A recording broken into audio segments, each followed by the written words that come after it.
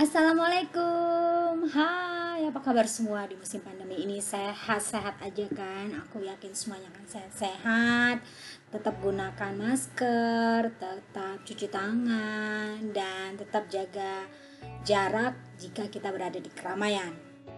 Teman-teman semua, selamat datang di channel Diana Ang dan Hobi. Silahkan teman-teman yang baru pertama kali datang di channel ini, klik tombol subscribe-nya dan loncengnya. Dan juga kalau kalian suka nanti video ini, bisa silakan klik like dan tinggalkan komen yang positifnya. Teman-teman, agak lama ya aku mengupload volume 8 ini dibanding volume 7 kemarin. Ada kali ya jaraknya sebulan. Ya itu mungkin karena aku tuh lagi happy banget karena 3 dari 5 mahasiswa yang aku bimbing lulus sidang dan sekarang official jadi MH. Keren banget ya.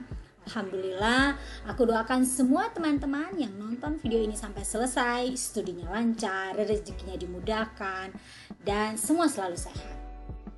Kenapa kalian harus klik tombol subscribe dan channelnya? Karena di channel ini kalian punya alasan untuk melihat hal-hal baru yang menyenangkan. Karena aku akan selalu upload tentang hobi, kemudian topik-topik pembahasan yang menarik, dan aku yakin pasti bermanfaat buat kita semua. Dan juga all about KTI, karya tulis ilmiah, baik itu tentang penulisannya, cara pembuatannya, ataupun isi dari KTI tersebut. Tentang karya tulis bisa juga jurnal, bisa juga tesis ataupun skripsi dan makalah lainnya, ya apa aja tentang KTI. Sebelumnya aku mau thank you buat teman-teman yang sudah follow KTI by di Instagram dan juga sudah meninggalkan direct message di KTI by baik itu saran-saran ataupun permintaan video-video yang bisa aku upload di YouTube ini mengenai KTI. Berikut ini video yang aku bahas pun itu ada kaitan dengan permintaan teman kita. Tolong dong dibahas tentang footnote karena sebelumnya di volume 7 aku sudah membahas tentang Mendeley, yaitu bagaimana membuat Mendeley secara manual, referensinya caranya seperti apa sudah aku upload di volume 7. Kalau kalian tidak keberatan, silahkan untuk menonton volume 7 dulu sebelum kalian mengikuti video ini sampai selesai. Oke, kita mulai ya teman-teman untuk bahas tentang footnote. Ya, teman-teman, aku yakin sekali kalian semua ada yang sudah tahu tentang footnote. Tapi ada nggak sih yang belum tahu footnote atau catatan kaki? Pernah menggunakannya? Ada beberapa teman-teman dari Fakultas Hukum masih menggunakannya di karya tulis mereka. Tapi ada juga yang tidak menggunakannya. Tapi nggak apa-apa karena di video kali ini kita akan membahas tentang apa saja yang berkaitan dengan footnote. Sebelumnya kita perlu tahu ya, footnote itu apa? Footnote itu merupakan keterangan yang menjelaskan terkait dengan kutipan yang kita ambil. Sumber lain mengatakan istilah yang merujuk pada teks yang berisi keterangan-keterangan yang ditulis tepat di bagian kaki sebuah laman. Kalau aku menyingkatnya sebagai sumber kutipan yang terdapat pada karya ilmiah, bisa jurnal, bisa tesis, bisa makalah, bisa apa saja, dan itu biasa disebut dengan catatan kaki atau footnote. Teman-teman, footnote sendiri itu memiliki fungsi, ada 4 fungsinya. Yang pertama sebagai bukti data yang tercantum, kemudian ada sebagai informasi lanjutan, kemudian memperluas konteks pembahasan dan keterangan lebih lengkap tentang data yang kita kutip.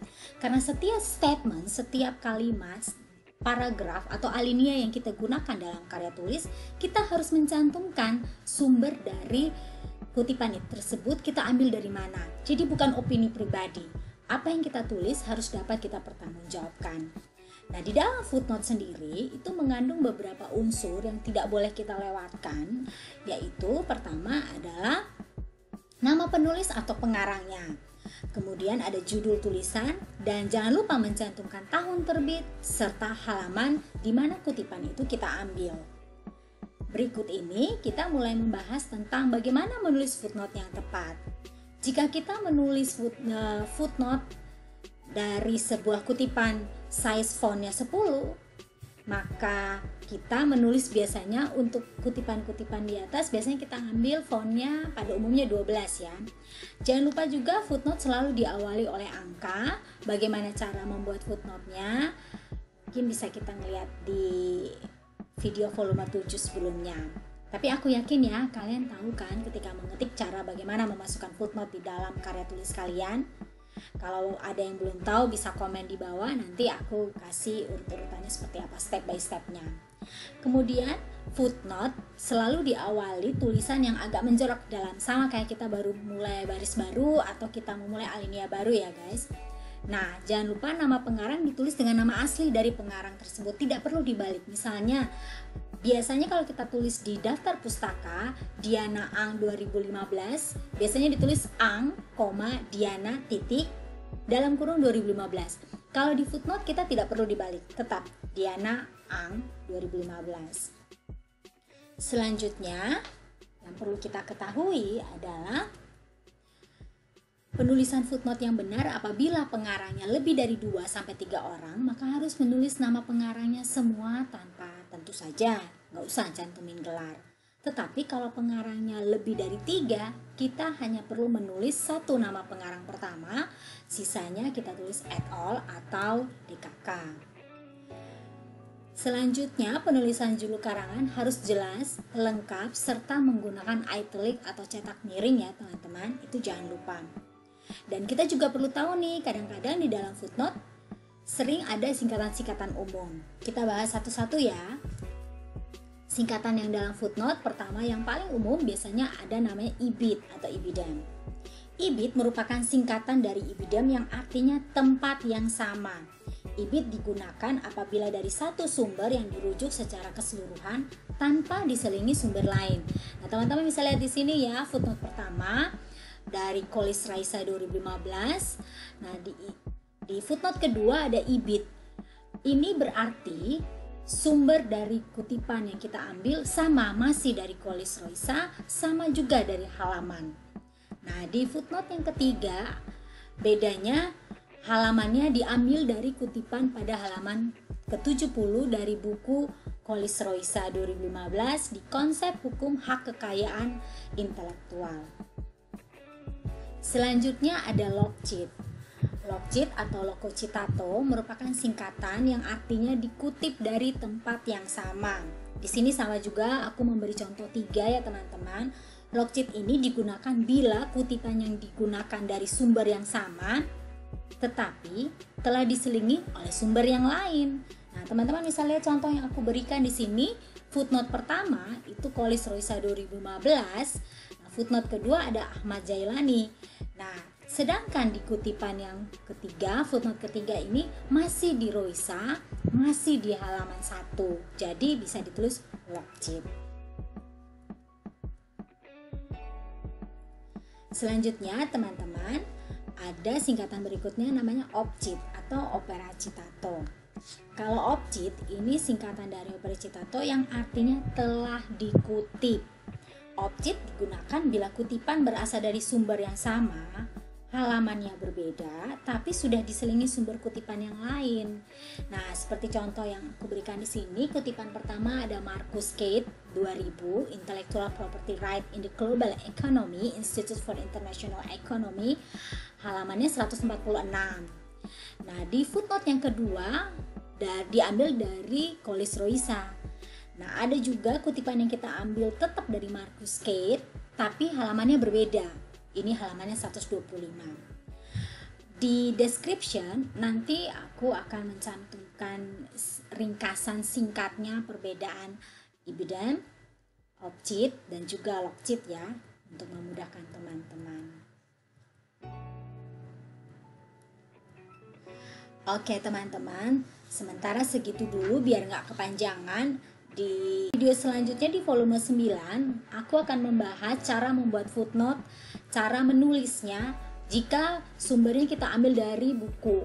Baik itu 1 pengarang, 2 pengarang, lebih dari 3 pengarang, atau sebenarnya nama pengarangnya nggak ada. Biasanya itu kita ngambil dari website, instansi-instansi tertentu.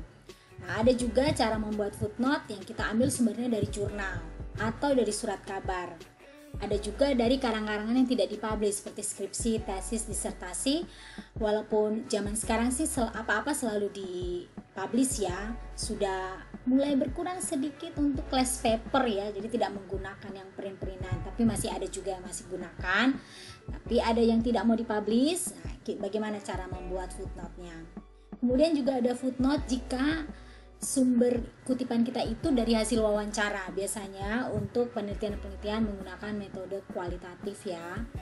Nah, yang terakhir adalah cara membuat footnote dari pidato yang kita ambil dari televisi. Cara pembuatnya seperti apa? Dan terakhir, cara penulisan footnote jika kita mengambil sumbernya dari internet. Oke teman-teman, terima kasih yang sudah nonton sampai selesai. Semoga tidak kepanjangan, tetap semangat, selalu sehat, dan selalu di rumah aja. Kalau nggak penting-penting nggak usah keluar. Dan jangan lupa buat teman-teman, aku mohon supportnya untuk channel ini sehingga makin banyak hal-hal yang bisa kita bahas untuk mempermudah studi kita, untuk memperlancar penulisan karya tulis kita. Jangan lupa subscribe, like, komen, dan juga follow IG KTI by D. Oke teman-teman, thank you ya. Sampai ketemu di video selanjutnya. Bye bye.